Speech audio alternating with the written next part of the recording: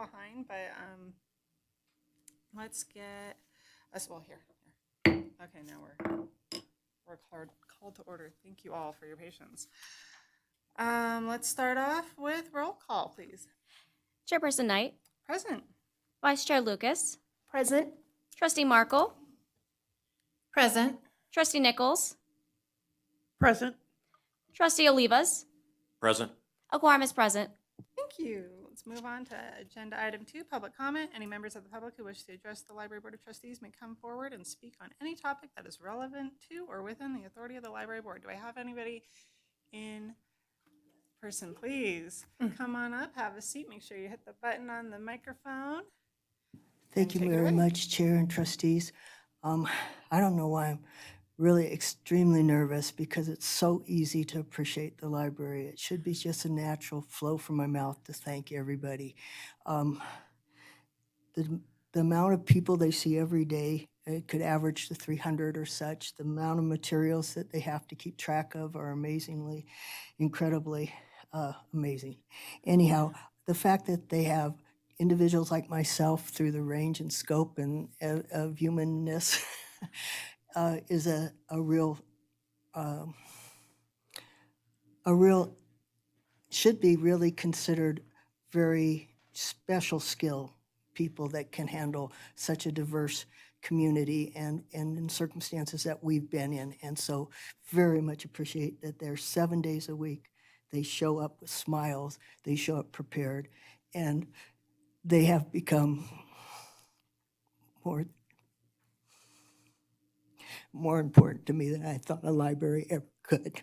So thank you very much. Thank you all.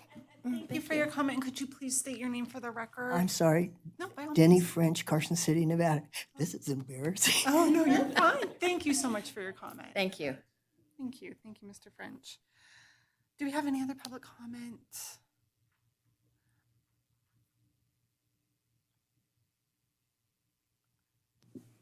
Megan McCarthy for the record. I'd just like to point out there were 2 letters submitted by employees for public comment. Thank you very much, and I think that's what you all have in front of you. Should I read these into the record? No need. We'll incorporate them later. Thank you. All right. As we have, oh, here.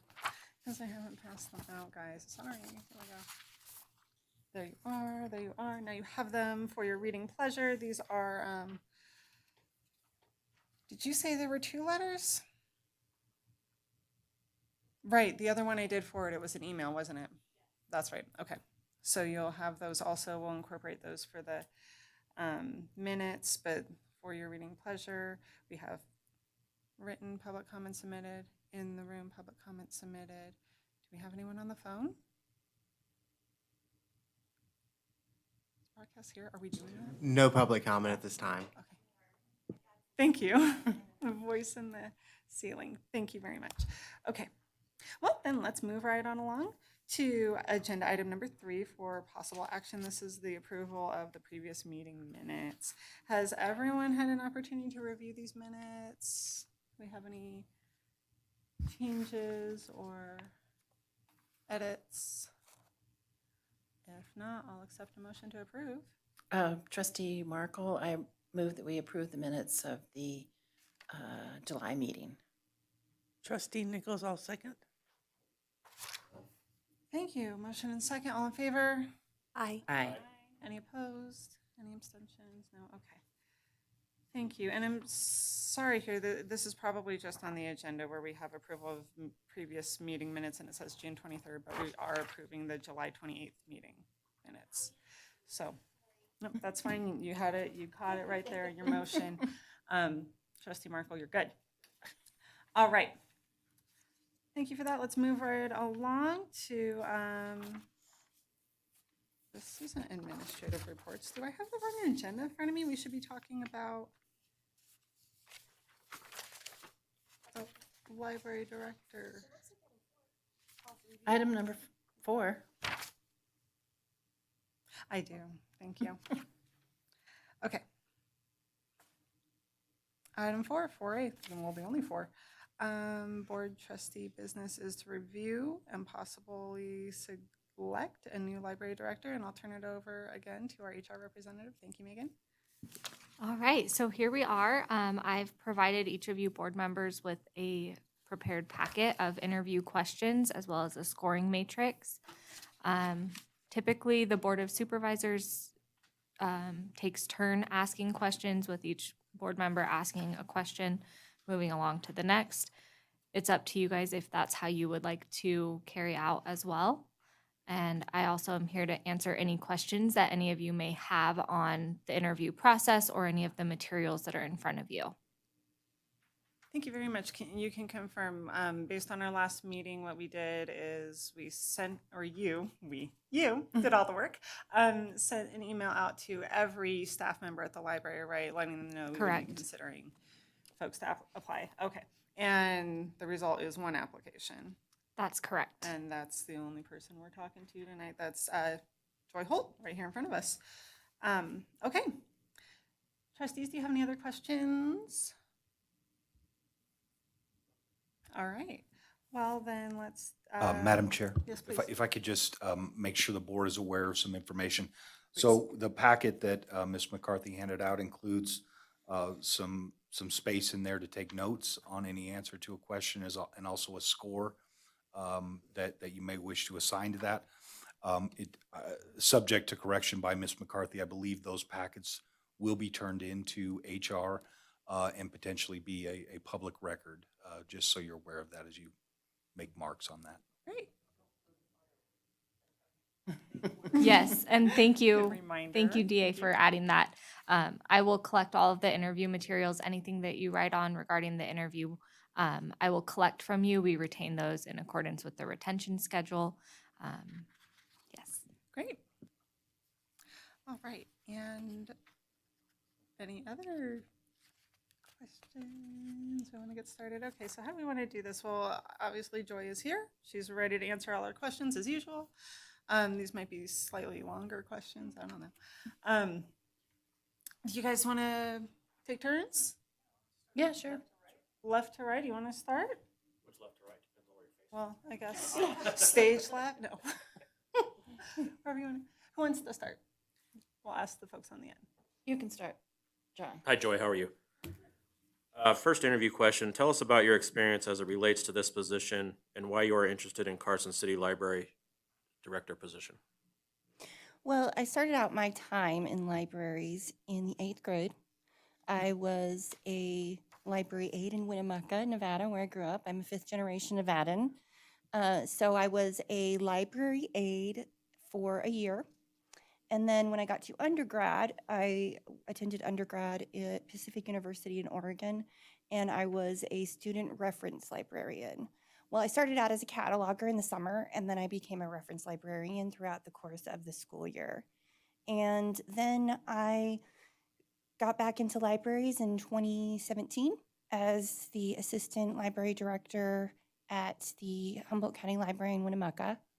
And then I came to Carson City. I was a library assistant actually at the Carson City Library. I then moved to the state library and was the digital services librarian, and then became the assistant to the state librarian, and then came back to the Carson City Library. So this is my 6th year in libraries. And I think was the question what makes me most interested in being the library director? Yeah, what makes you most interested, and then just a little bit about your experience as it relates to the position. Yeah. So, my experience is a lot of time in libraries, not as many as some, but most of that time I've had the opportunity to try everything within libraries. So I've done a little bit of everything, and that's been really beneficial, I think. And that's what I really like about being in libraries is I think that pretty much every job in libraries can provide that opportunity, and it allows you to have, or the librarian to have, a more robust experience and also find what you really enjoy in the library. And I've been very fortunate to do that because I've worked in smaller library systems and in this mid-sized library system. And because of that size, you get this opportunity to be more in contact with your users, with your coworkers, and with your library leaders. What I think makes me most qualified for the position and what I like most about it is just being able to have that connection with our community members and have that sense that we are trying every single day to affect people's lives in a positive way and to improve their quality of life. Just as our vision and mission says, that's our purpose at the Carson City Library. And we do genuinely have that opportunity every day to touch people's lives and to interact with one another in a way that allows us to learn from one another, because we're not siloed, we're not in a huge library system. Those have their merits too, don't get me wrong. But at the Carson City Library, we really have the opportunity to positively interact with one another and with our users and really get to know them. So it's a community within a community. And that's exciting to have that opportunity where you can really touch people's lives, but also have them positively affect your own life. So I think the bottom line is the sense of community and the ability to do all of the things that I love, which is, I get to use my law degree, I get to teach people, I get to use my accounting experience, I get to do all of those things pretty much every day, which is great.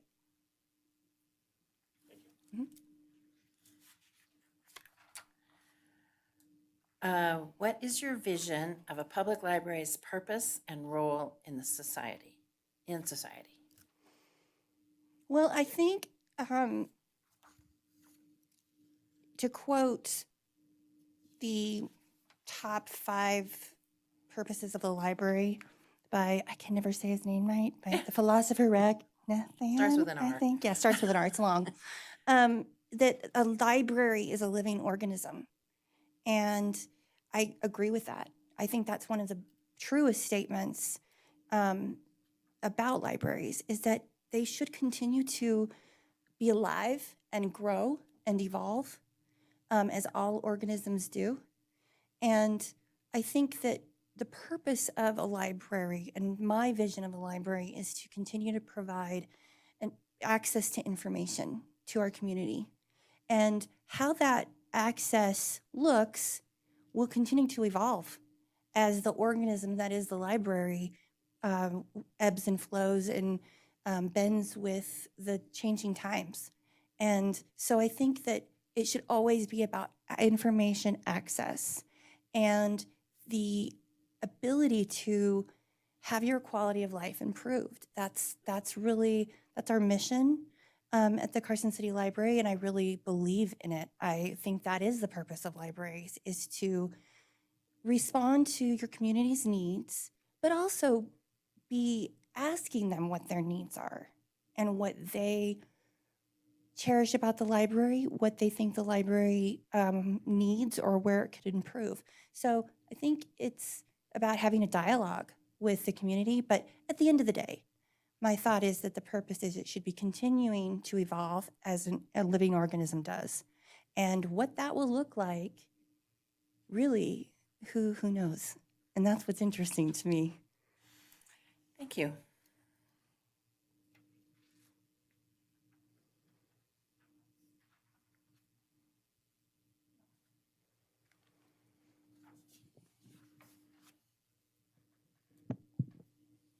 Okay, thank you. Joy, it's my turn. Here we are. The question is, tell us about a time when you got results against the odds.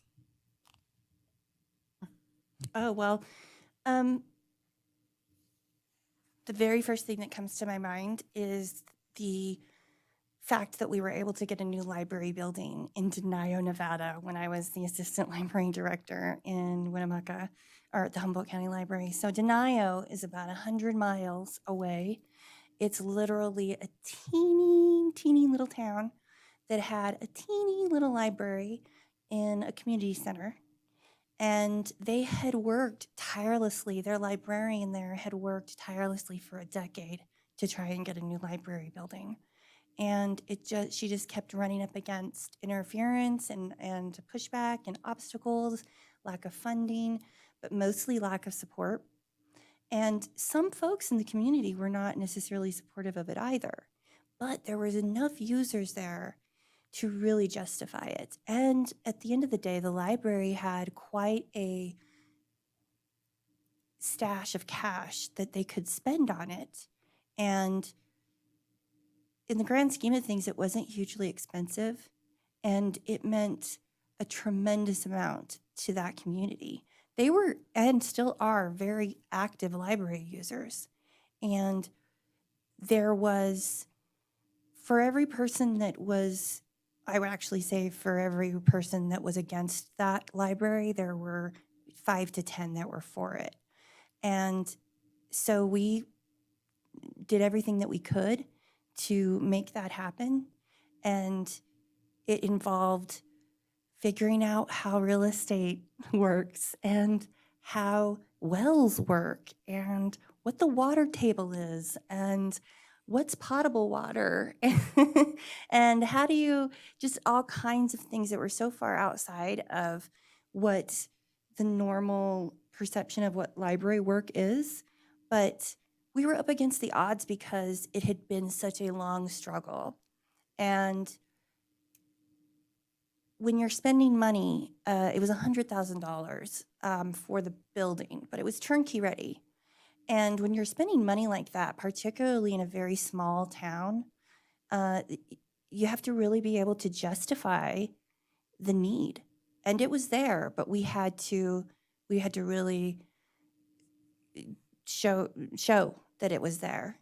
And we also purchased a piece of property that was specifically catered to the needs of the library, as opposed to another piece of property that was undeveloped in terms of it had 2 wells on it. One didn't work. The other one was not potable water, so it would have had to have an update.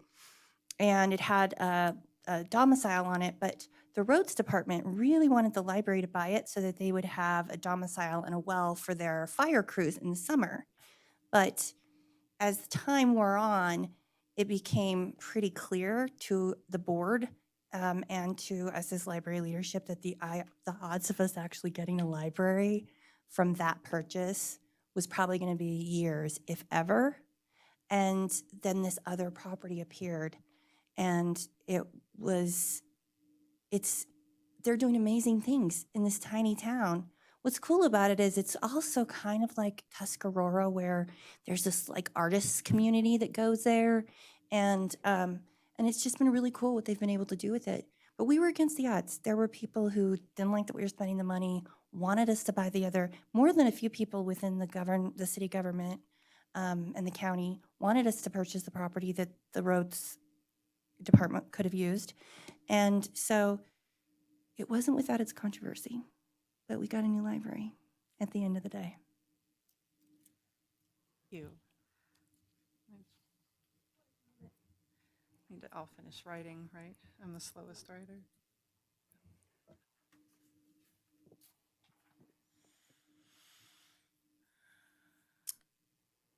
Describe a time you had to develop a strategy from scratch to implementation.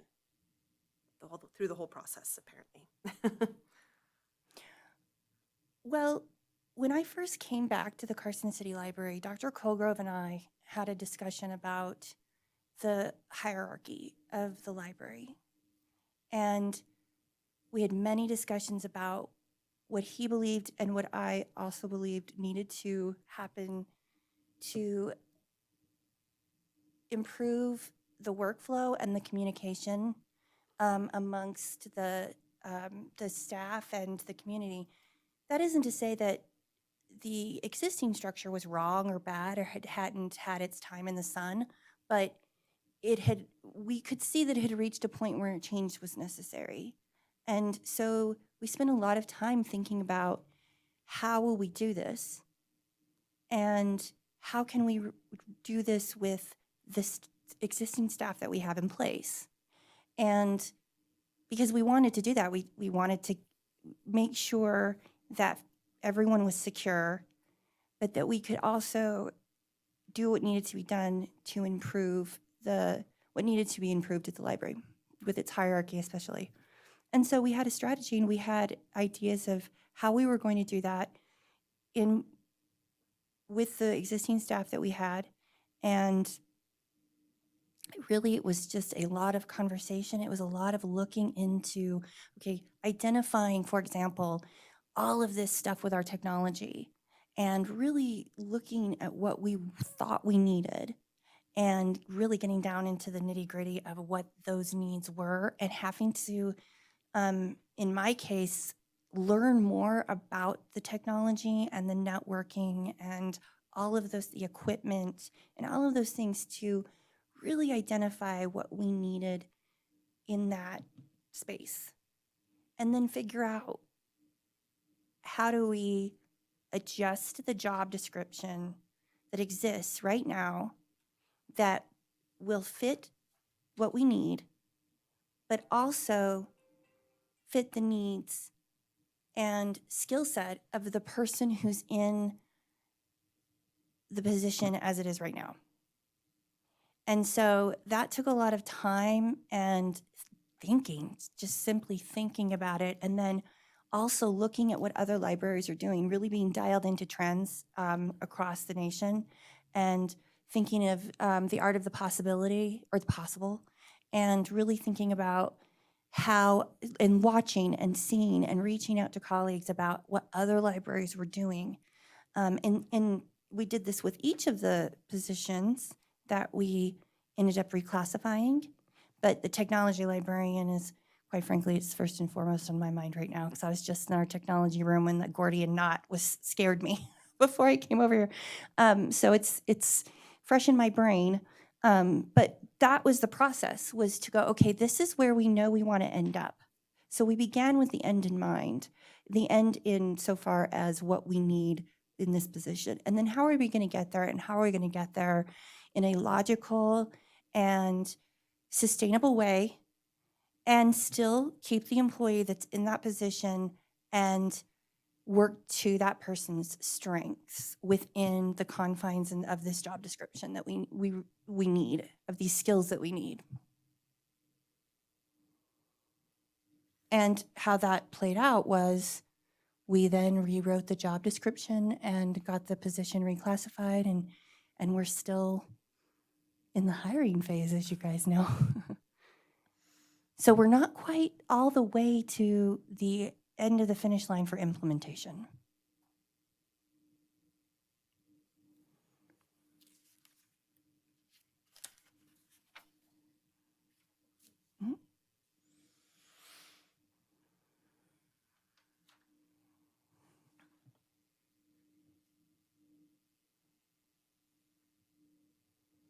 Describe a time when you made a major decision and were really pleased with the outcome.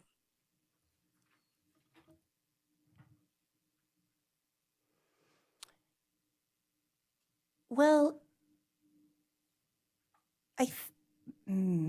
it's more than just one decision. It's a combination of decisions that are kind of the same thing, that have worked together in a kind of symbiotic way, and that is promoting staff.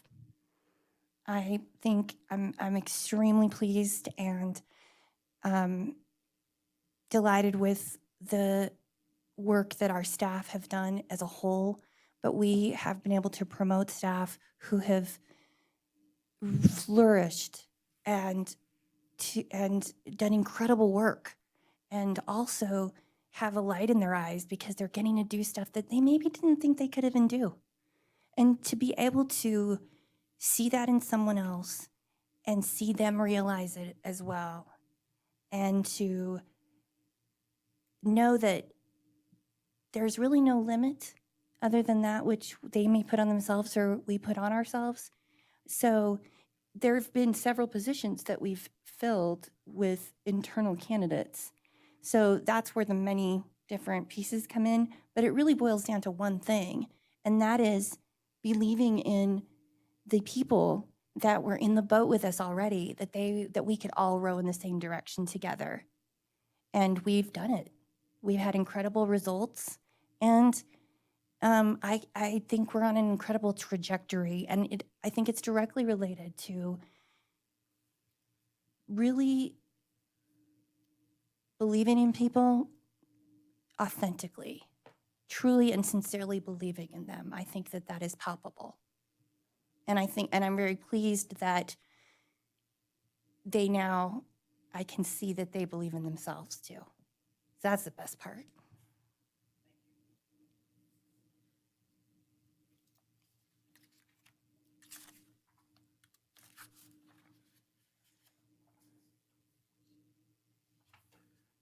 So think about a team project you managed or worked on, and how did you communicate with your team members?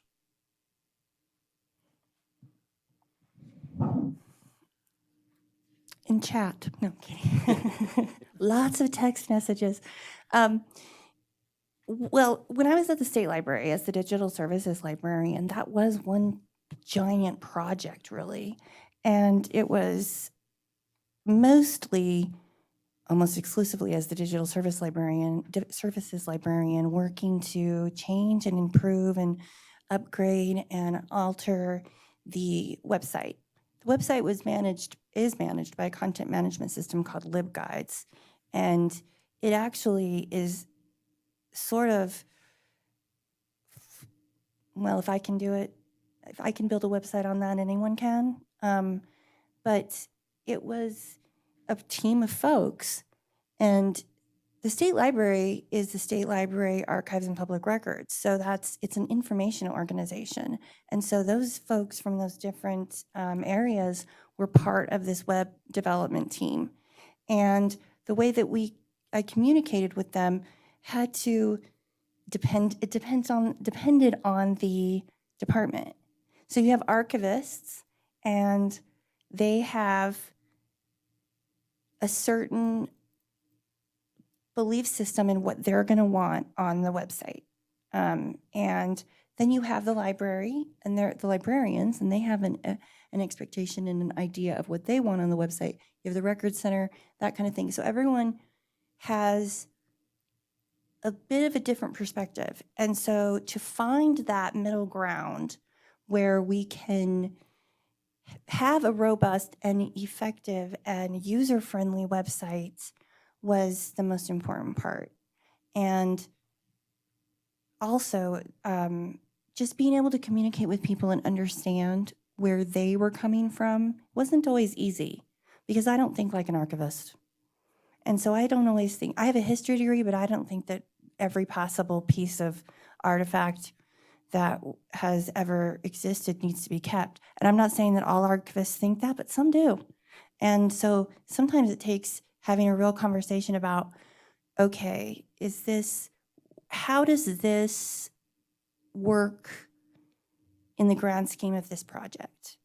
And patience, it requires patience, but mostly just communicating, actually communicating and talking and having discourse, civil discourse, and trying to understand where everyone is coming from and what they need. And that takes a lot of conversation and understanding. But truly how I communicated with them was simply by communicating and listening to what they had to say. Hopefully more than I talked, but I can't guarantee that ever, really.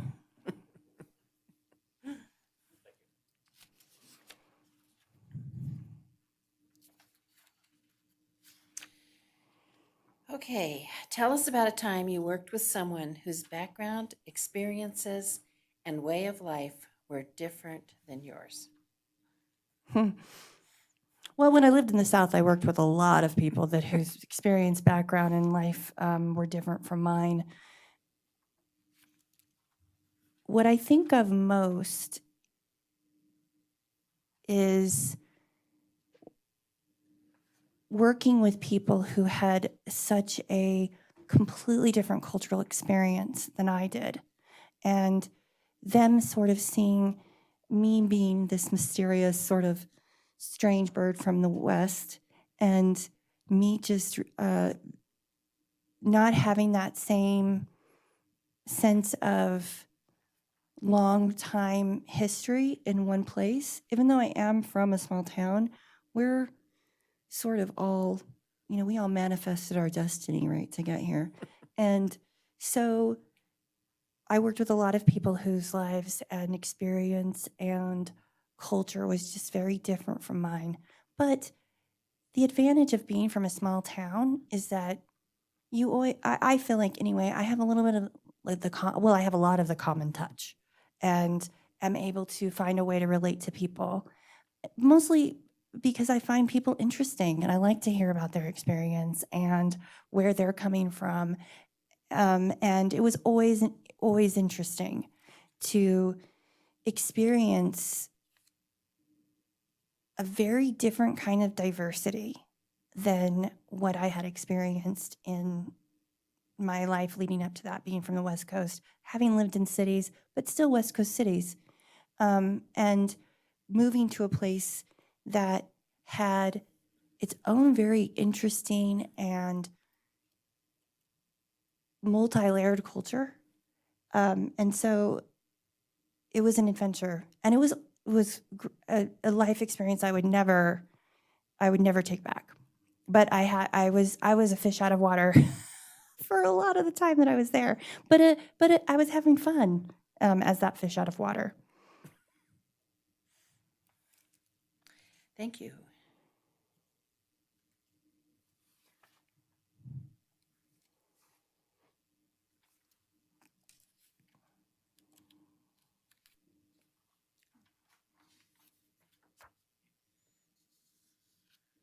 All right, Joy, thank you.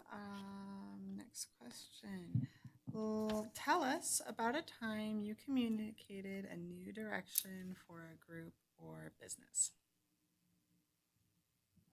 Well, it's underway right now. I think that literally right now that is happening at the Carson City Library, where we are heading in a new direction. But it's not so new that we are, I hope, not incredibly uncomfortable, but new enough to keep it interesting and to be engaged. And the way that I'm participating in that is by communicating with everyone and checking in, making sure that everyone is doing okay, not feeling overwhelmed, doing what they like to do, but also at the same time being pragmatic that we have stuff that we have to get done that is not always what everyone wants to do, or what I think everyone has stuff they don't necessarily want to do.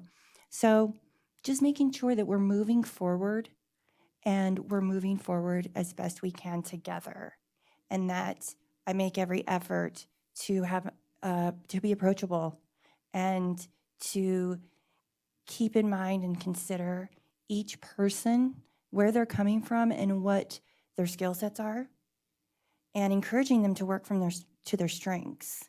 But also, as kind of circling back to what I was saying before about hiring from within, also encouraging them to consider the possibilities of what they are actually capable of, and sincerely conveying that belief in them. Sometimes rah-rahing people and really trying to encourage them.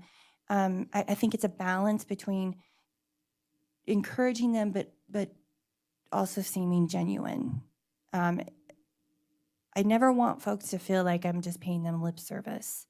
So I always want to be authentic. But right now is the time that we're forging new trails. And the way that I'm doing that is by being very open also about where I want to see us, what our vision is, always tying it back to the strategic plan, because and working on that strategic plan together as a group, so that we all know what we're about and why we're doing what we do, and allowing everyone to have a voice and working as a team.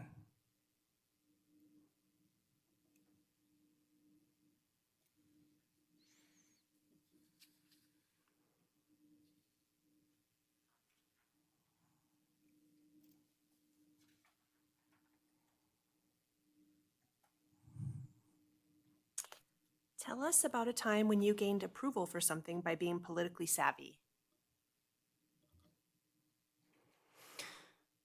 Well, this is a little bit of a, it's a little bit of a sort of a 40-foot thousand approval. But it was, so in 2017, during library week, the legislature was in session, and the state library and the Carson City Library leadership at that time sort of gathered the troops across the state to bring our bookmobiles and really advocate for the library.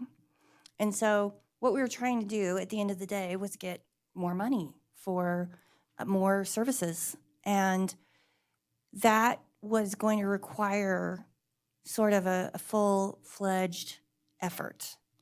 And so Carson City Library and the State Library and the Nevada Library Association worked and cooked up a plan for all of us to meet with our senators and assembly people. I met with the assemblyman from our district, with a librarian from Reno. And the librarian from our district was, he's from Reno, and he had some pictures of twins at his desk, and they were his grandchildren. And I was like, I have twins in my family too.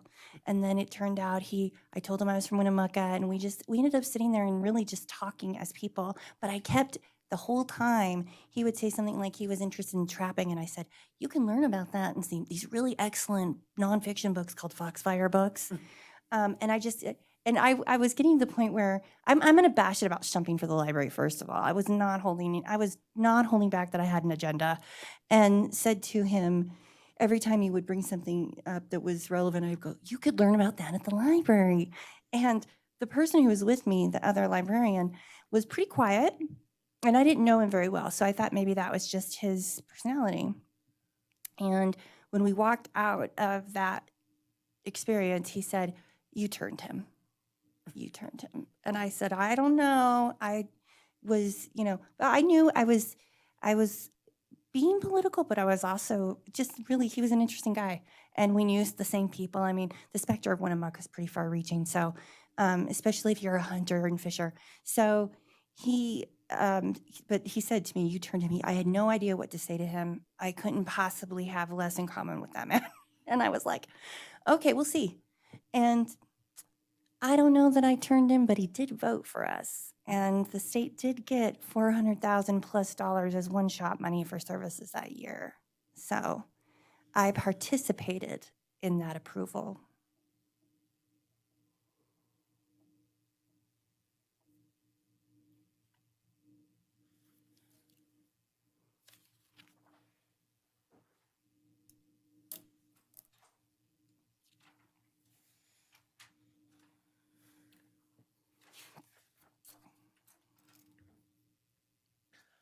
Last question. Do you have any questions for us or anything you would like to add that didn't come out of the interview? Well, what I would like to add is really a reiteration of how proud I am to be a part of this library, and how proud I am of the work that we're doing and the trajectory that we're on. I think we've got a really good momentum going. I think that our staff is really starting to hit a stride, and I'm very proud of that. I obviously didn't do any of that alone, but I was a part of it and am a part of it, and I really just value the work that we get to do. I think that, not to sound too philosophical, but it is a little bit, but I do think that every day we get to come to work in a library is a good day. It's really a gift. And to have discovered that, something that I love to that depth at the stage in my life that I did, because I wasn't young, but I wasn't old. So I was old enough to know that it was a gift to discover it. And so I'm just grateful, very grateful to be able to do this work with a bunch of really cool people in a community that's fun and interesting and it's never boring. And what I would like to know from you guys is, what is your vision? What is your vision and idea of what the purpose of a public library should be?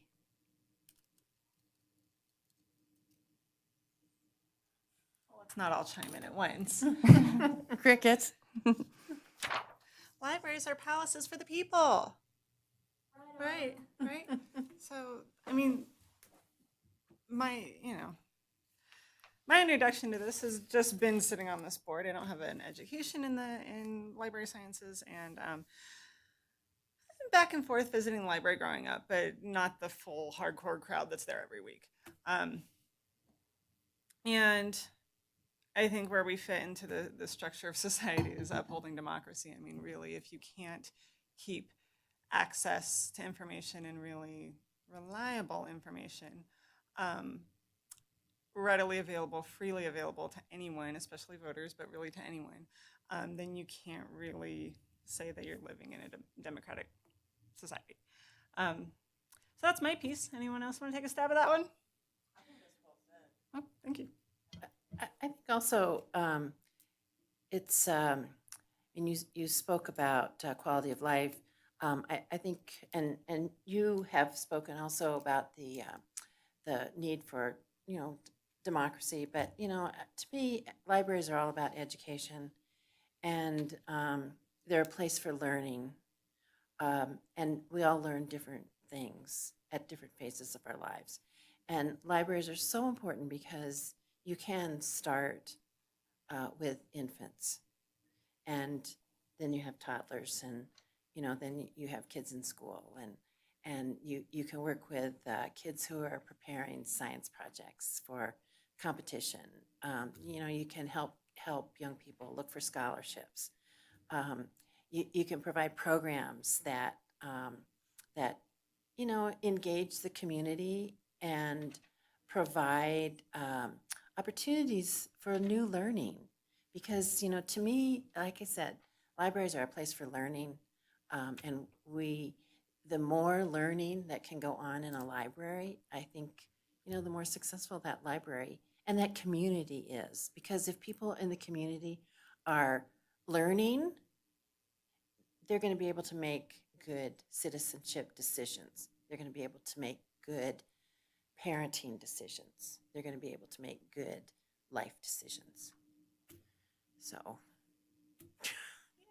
that's my spiel as a librarian. And I'd like to say also, what you said is spot on. I know for me, and I'm sure there was a lot of kids like me, the library was a lifeline as a kid, and it opened a lot of doors, but it taught me a lot about different cultures too. I grew up in a very small town with very narrow-minded people, and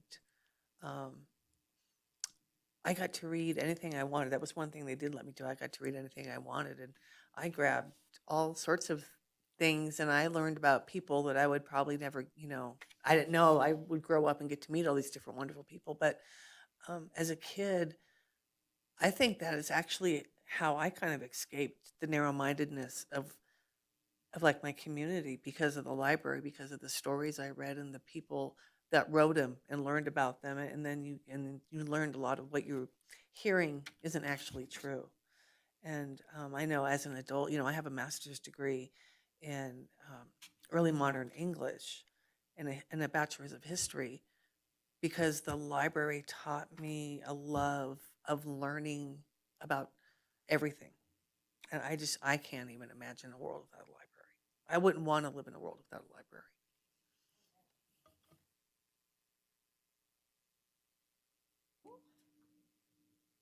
Any other trustees want to chime in or not? All right. No mandate there. I think that's the end of our questioning for you. So thank you very much. And I think, as I have just technical assistance question on scoring.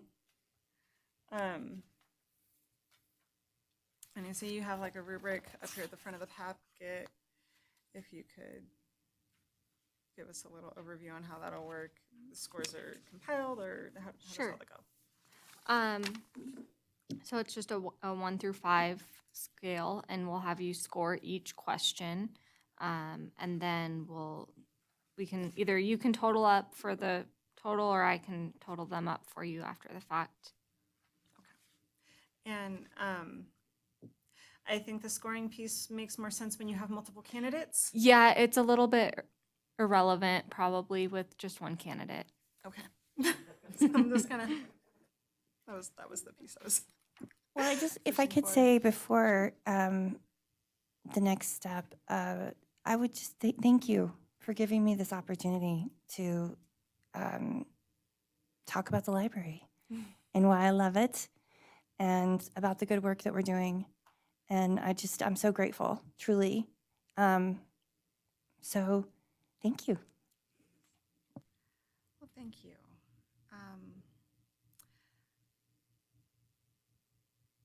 This agenda item is possible action in that this board has the authority to appoint the director of the library. Correct. And then typically, the motion that was made would be to, I'm trying to think of the correct words, to direct staff to prepare an offer of employment with any terms that you wish to have. Sound right? Yeah. I do have a suggestion on that. So the two essential terms that the offer letter would need to include is number one, a start date, and number two, a compensation amount. The scope of the agenda item would permit this board to discuss both of those items. But another thing that you might consider is establishing a start date if an offer is going to be extended, and authorizing the board chair to negotiate with among Human Resources and Ms. Holt a compensation amount within that range that's applicable to the position. So the board could do either one of those. Thank you.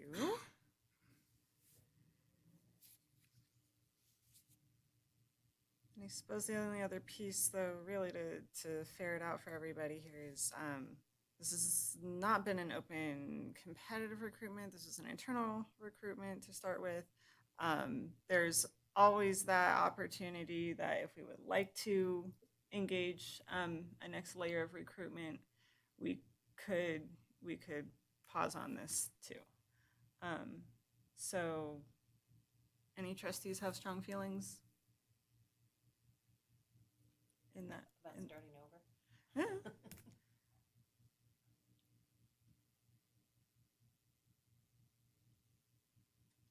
It's more a question for Mr. Woodbury. So do we make a motion to put forward an offer and a compensation package to Ms. Holt? And then move forward that way with a motion and a vote? How does that process work? If you wanted to include in your motion both the compensation amount that whoever's making the motion wanted to approve, and a start date that the movement wanted to include, that would be one option. I kind of wrote up an alternative motion if you wish to proceed that way. I move to authorize Chair Knight to offer the position of Library Director to Joy Holt for a salary within the compensation range established for the position of Library Director, with the starting date of whatever it may be. So it's basically, if you want to discuss and deliberate on a compensation range now, or if you want to delegate that authority to whoever, the most appropriate person would be the chair, to proceed with further negotiations on that. That's what I'm comfortable with. Only because we don't have the information in front of us. It'd be different if we had the package in front of us, but we don't. And Me as well. I'm comfortable with that as well, that we I have a question about start date, because we do have, I believe, Mr. Colgrove on payroll for a little while longer, just to run out his annual. That was a nice thing we did, or that he did for us. So do we have constraints around a start date? Yes, you would not be able to have an overlap or essentially having two individuals filling the one position. So it would have to be after whatever his end date is. Which is, Do we know that? I think it was I in can- October. Was or- in- I believe I have Number of it. packets, but I think it's October 1. Yeah, that sounds right. So with that, that does open up another option if you wanted to either proceed with offering the position to have with a compensation amount to be discussed at a future meeting. You could do that too. There would be sufficient time for that. Great. All right, well, we have some time.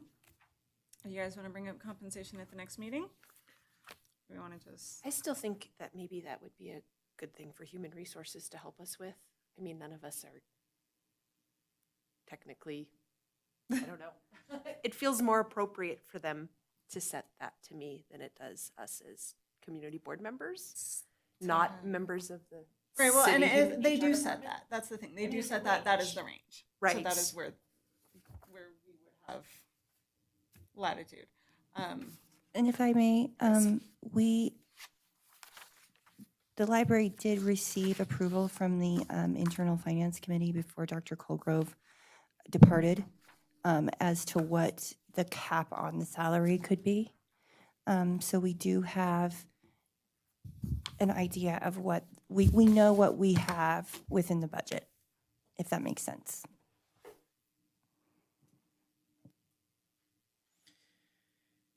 well, can we just say, I move what DA Woodbury said? No. Exactly what he said. With a start date of October 1st and with the salary to be negotiated with the board chair and the Human Resources Department. Is that what we do? Close enough? You can do that? Yes. Second. Oh, very Okay, we're good. done. All right, we have a motion. We have a second. We need to vote. All in favor? Aye. Any opposed? Any abstentions? All right, motion passes, and we'll be in touch. All right, thank you. I just want to say, Joy, I was so impressed with your resume. I mean, I didn't even read all 17 pages because, I didn't really want to, but I know it feels that way. but just the first 2 or 3 pages that are so nicely formatted and clearly written with a lot of information. It's impressive. And, I think that you're a great candidate, or you're a great, you'll be a great library director, partially, I think, because you're so willing to learn about the job, about the community, about the people, because you're a learner. I mean, I know I've experienced that from working with you, and I think that, I think the community is lucky to have you. Thank you so much. I'm just so appreciative of that. Thank you very much. Sure. And I hope that I always, I hope that I learn something new on my deathbed, and and then sayonara. But we still want that makerspace opened. Oh, well, I actually have something to say about Table. that. I had a Yeah. feeling that was going to come up. Thank you, Megan.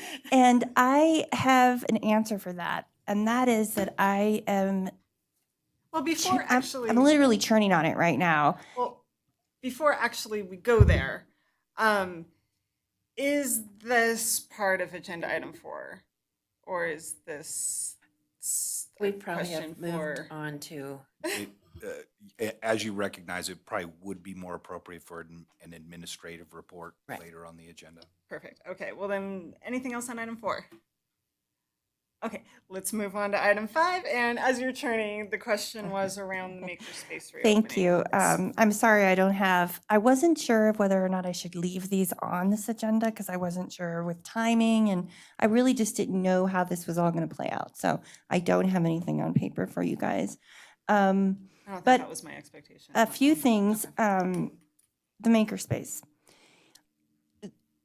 The data that has become clear to me from research is that from its inception, the makerspace has had not a lot of attendance, which isn't to say that the programs weren't robust.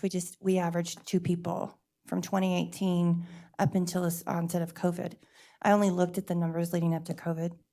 And so what I am thinking right now and figuring out and working with staff actively is to how are we best going to reinvigorate the makerspace with intention and of sustainability in mind. So we could certainly open it up, invite people to come, assign a staff member to go hang out, and kind of do what we did before. But what we were doing before was rendering an average of 2 people per program. So a week, maybe every 2 weeks, not a lot. And so I really want to continue to work with the staff and get their input. And I think it's going to involve a moving of the equipment to make it more visible. And it's going to be a little bit more time needed. But I'm deliberating, and I'm deliberating with the staff.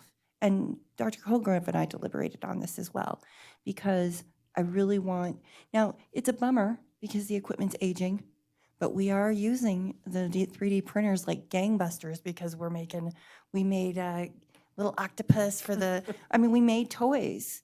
And we're using heat press because we made our own canvas bags for the completion presses. So we're using that equipment with the intention of folks seeing what they can do with that equipment. So I want to do a little bit of a soft opening. We're kind of doing that already so that we can then wheel out and be like, remember these? We made these. Or remember this? We made this. And see this button? We made that too. So I really want to kind of build up interest so that we're doing all that we can to have those events be well attended. I think sometimes you kind of got to build the plane while you're flying it, but I don't necessarily want to do that in this instance. So However, it could all change tomorrow. always. Yeah. So I think, though, as you're talking through, it's reminding me of kind of the overarching scheme. This is in our strategic plan about rearranging items to better fit the need and better fit the flow. And I think when we had at least one of our meetings around the strategic plan, we had a gentleman here who was very interested in supporting that effort toward getting kids excited about mission. And he and I have still had are still having conversation. That's Garrett. That's right. Garrett Popingo. Yeah. He's super interested in partnering with the library and is a huge supporter and has comes from it with a real need as a business person to have these opportunities available so that the workforce can be developed. Right. Because, and it's not just Garrett who's in these middle class jobs that pay well, they cannot find skilled workers. And so he sees the incredible potential that we have to help fill that gap, as do I. And I think our staff does too. Because we all can see just nationally, it's so clear to all of us, I think now, how important those jobs are. We can't get new racks for new books at the library. We ordered them 2 months ago. and they're still not going to be here. Every week it gets put out, and it's because they don't have enough people to produce the rack. Then they don't, once the rack gets built, they don't have enough people to ship them. Then they don't have enough people to transport them. So, yeah. So So this is a long game, I guess. is well, what I'm yeah. saying. Well, and this, and it's also having to do with your vacancies, right? That we're looking to hire a few key people. Part of that has to do, I think, with well, it's twofold, right? So it's engaging a younger crowd who's looking in career exploration that's a little bit different because they maybe haven't worked before. And then you've got another set of folks who are either displaced workers or, for one reason or another, in between jobs who might be retrainable, might Exactly. be repatriating into the workforce a different way. I think part of that, though, too, is being really strategic about how you communicate your availability and your resources. So it's worth keeping in mind as you onboard those folks. Are these people, as you're interviewing them, are these people who have a communications muscle to flex, or at least some kind of toolkit that they're bringing their experience, and maybe they're knowledgeable about areas that aren't traditionally library areas, but maybe it's our machinist who's got a real knack for living in that world. So I'm glad you brought up about the makerspace, because I totally wasn't. I was going to just bring up about the picnic table again. Oh. But Well, and so that's part of why Yeah. those positions haven't been filled, right, is because I'm thinking yeah. and Well, really good. turning that circle around Mhm. and looking at it from all angles and really trying to hone in on those things that we really need. Right. And then we go to the interview process and identify who we want to interview. One thing we did do this week is we promoted Jean Marie Naylor, who was a senior library assistant, to our programming and outreach coordinator. And she has a master's in library science. She has been with the library for 3 years, and she's extremely well liked by the staff. She's a talented person. She's incredibly approachable and really wants to do outreach and is already like hit the ground running. And so I think it's going to be an excellent choice. She's also new enough in programming and outreach to not necessarily have an idea of what that should mean from a traditional perspective. And that's interesting to me, because she's not going to be inhibited necessarily by, a long history of this is what outreach looks like, or this is what programming looks like. It's more like it can be whatever. It can be whatever.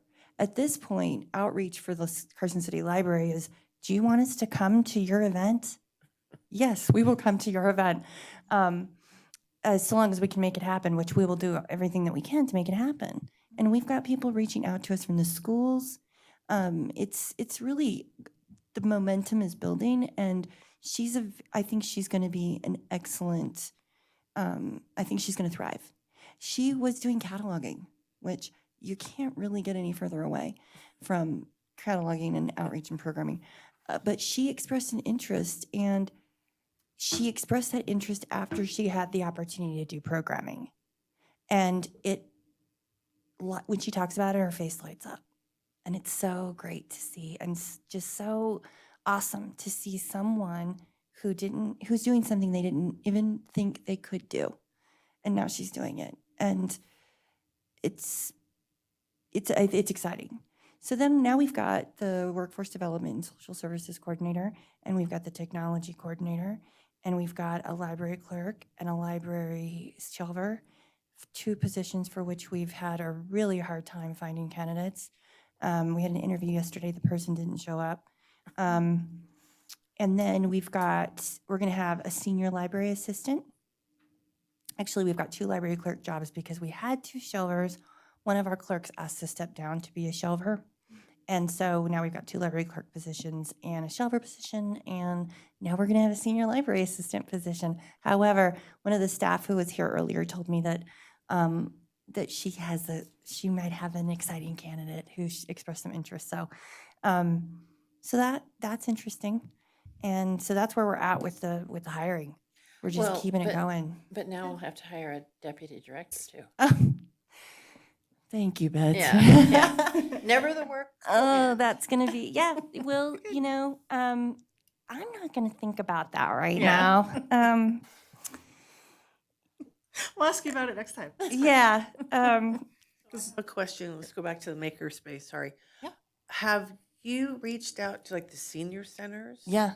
You have, okay, because I thought that would be We kind actually of go to the senior center exciting. once a month now. Nice. We were just there yesterday. Yeah. Nice. And then I'm going to take a playbook from Joy since we're all here having a conversation. There's a book we might all be interested in reading. It's kind of scary. It's called The End of the World is Just the Beginning, how deglobalization is going to affect us all. And one of the things that this gentleman talks about is this is going to be by 2023. No, not 23, 32, sorry. Dyslexic. 23 is like next year. It's next year. Well, it's coming up because I'm Next year. thinking, oh God, I'm in that camp. So it'll be the first time in human history across the globe that the older generation who are retired are going outnumber those people that are working Ooh. and what that looks like. And so I know a lot of times people grumble because you can't find people. The majority of workers are retiring. So anyway, I just put that out since we're talking End of the about all world of is that. just the beginning. Yeah, and his name is Peter Zion. Peter Zion.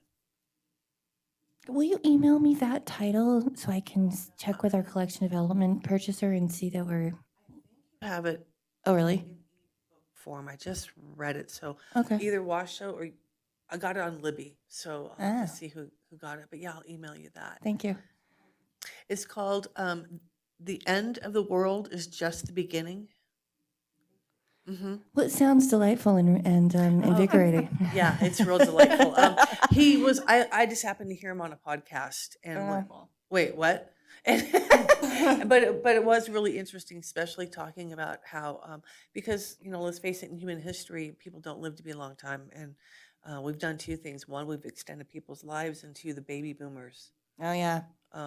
China's one-child thing too is going to Well, come back. that's gonna tip the it. scales. So, And he does statistics and says China's just like on as much as it wants to bluster, it's on its way out because it's losing people. Anyway, so it's very interesting. so is your idea coming back to the senior centers as potentially extending the lifespan of a Of the working person, or No, I'm sorry. So I was thinking of the maker space because extending the world, extending an older person's mind. You know what I mean? more Because- quality of life? Yeah, more Okay. quality of life and teach them something new. Have them use a 3D printer. I've never used a 3D printer. I mean, have them go use it and other things. I was just wondering because I know some of the senior centers have been complaining that they don't have a lot of outings. I mean, what is it there to do really in Carson City for Well, some we're of their working to try seniors? and fix that. So that's great Um, that you're going over there because it's not yeah. that far from the library. So I was Yeah. thinking, well, I can bus them over. They're a little disappointed in us that we don't take snacks. Oh, Joy. I know. I When told you're our staff visiting. member, I said, the last thing you need to do is like offer a Hershey's Kiss to someone who's like, on the Like covertly trying to get sugar. The diabetic that's like, I can have sugar. So, be careful. yeah. So, but we are going over there. It's Rachel March who goes over there, and she's great. And it has had people. We've ended up with people coming over to the library from it. So we're just going to keep going, and we're just going to let these. Some of this is just gonna. We're gonna. My plan is to let it evolve organically to some extent, and I also think that this change and growth and the living organism of the library is iterative. So it will grow on itself in a good way, not like in a barnacle on a whale way. But so that's kind of where I want it to see where these different nets that we're casting will catch.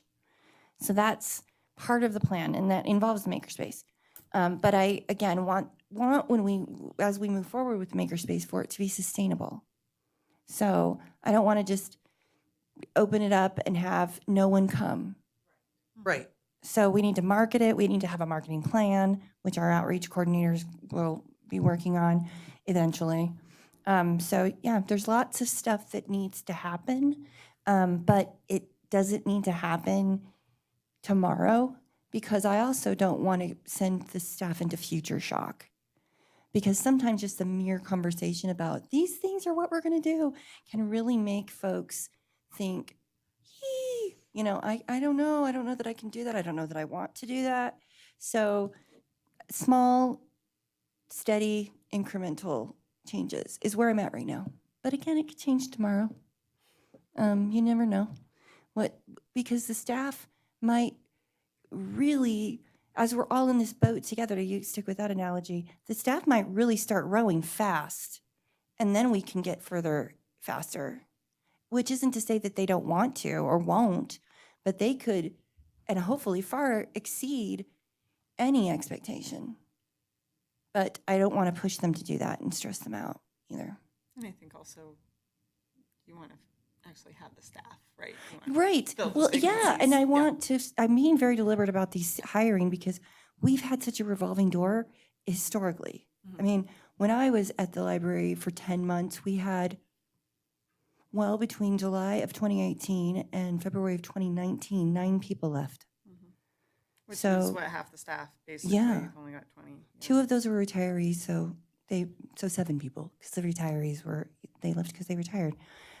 So I really don't want to go into these these interviews with the idea that, these jobs are, just revolving doors. Because that's actually been said by some of the folks interviewing with me, the other managers. And that might happen, but let's try and find, my goal is to find candidates that I think are going to stay rather than, warm body, we're good. Which isn't to say that others thought that, but when you're kind of like not concerned about it being a revolving door, it presents itself as that way. And so I really just want to be very mindful about who we're hiring and also that we're hiring part-time staff that fit our needs. So that not what hours can you work and we'll work with that. Rather, we need these hours and we need this time space filled. Like we need someone here on Wednesday nights, for example. And so that's a change too with the hiring of part-time staff particularly, is that we have these specific hours that we need people to work because that's where we're suffering. That's where we have a gap and our shelving's falling behind and that kind of thing. Because before, what we've done with part-time staff was we've always just said, when can you work? This is how many hours you can work. You tell us what days and times you want to be here. And I'm not moving forward with that. And we'll see how it works. But one more thing about the library director administrative reports.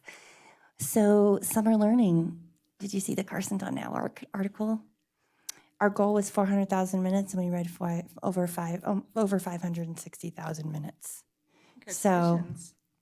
and I will just say that when we were planning summer learning, we had 7 staff members who were planning it. And in the past, we'd had a full staff and 8 staff members planning summer learning. And they were dedicated to that. So not to say anything disparaging about anyone, but our staff of 7 people who are also still responsible for all of their other work duties made that happen. And I'm just so proud of them. Oh yeah, and we also came in $1,000 under budget. Even Yeah, better. for summer learning. And I did that I just said to the staff, I didn't give them a budget. I said, figure out what you would like for prizes and then let me know if it's outrageous. I'll have to intervene. No one came up with any, but be fiscally prudent. And we came in $1,000 under budget. Nice. So now there's all kinds of possibilities because we know we can afford to go bigger. And I wouldn't say that anyone was, especially holding themselves back or being conservative, though. So it was a bit of an experiment, and it thankfully worked out. Well, good. Do we have anything else administrative reports wise, questions from the board? Anything coming to mind? I'll probably think of it the minute I step out of here. Yeah, we all do. Okay, I'm not sure other administrative reports. Moving on to agenda item 6. So I think this is, did we take from an old agenda maybe? Or Which one? representative administrative reports, which was 5, which I think, So the library director administrative reports would have been formerly Todd would have given his director's report, and then the other administrative reports would be me talking about the budget and got it. the okay. deputies' reports, basically. Right. Or before Which- that, the which is manager's reports. More of the older structure, right? Which is, Yeah. Yeah, okay. Do we have any questions on that specifically? I think you covered everything. Yeah, Open up to The, board if the anything- administrative No, reports are sorry. mostly the budget stuff that I print out, the reports that I show where we're at. And I think really the idea here for this meeting was that we were going to emphasize the heavy decision having to do around our new library director. And then if we want to have more complete reporting around, well, both agenda items there, that you would include both months for the next meeting, right? So, Yeah. So I think that's where we are. Okay. So if no other questions from the board, we'll move on to agenda item 7, which is board members' announcements, requests for information. And I don't have any additional requests other than just that we would have 2 months worth of reports in our next regularly scheduled meeting. Any other announcements or requests from the members? All right. Well then, let's move on to our second round of public comment, agenda item 8. Members of the public who wish to address the Library Board of Trustees may come forward and speak on any topic that's relevant to or within the authority of the Library Board. Do we have any public comment in the room? Mr. French is back. Chair and trustees, thank you.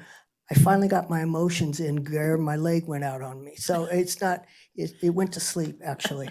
So the rest of me did not. I've been listening attentively, haven't followed it all, but you've got, because of this library staff, I have a copy of your resume, and it's impressive. And I think they've got a good choice here, and I think they made one that they're going to feel good about, and I feel the staff will as well. Jonathan, all of us, we've met, and I've expressed my appreciation for the staff, and I hope that you all have an opportunity to see them in action, because they've held up through all sorts of issues. But the main thing is, I don't think you're ever going to not take them as seriously and as thoughtfully as you should, because you already have been taking them personally as people and their contributions that you've been able to appreciate as individuals. And they are a talented bunch, each of them. They have so many different individual qualities and abilities and talents that they all put together.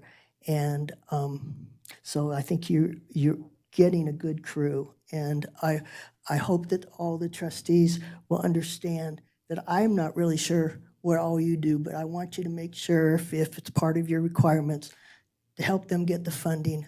I was lucky enough to work with Friends of the Library as a volunteer, and how much they contribute and how much that contributed to my understanding of how hard it is to get the funding.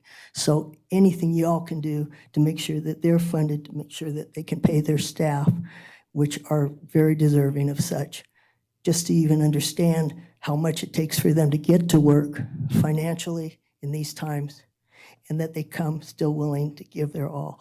And thank you very much for giving me this opportunity to get my leg in order, my emotions in order, and say thank you. Thank you. Thank you, Mr. Thank you. French. Do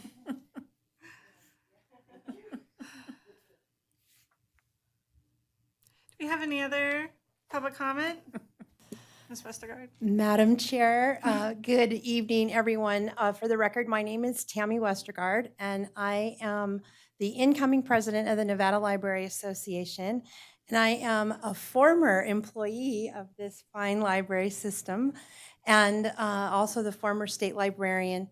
And I just want to thank each and every one of you for your leadership. This is among the most significant decisions that a library board is statutorily authorized to make. And the decision about leadership is just so critical. So thank you all for taking this job so seriously. I really enjoyed your comments about why does the library matter. That was a great question, Director Holt.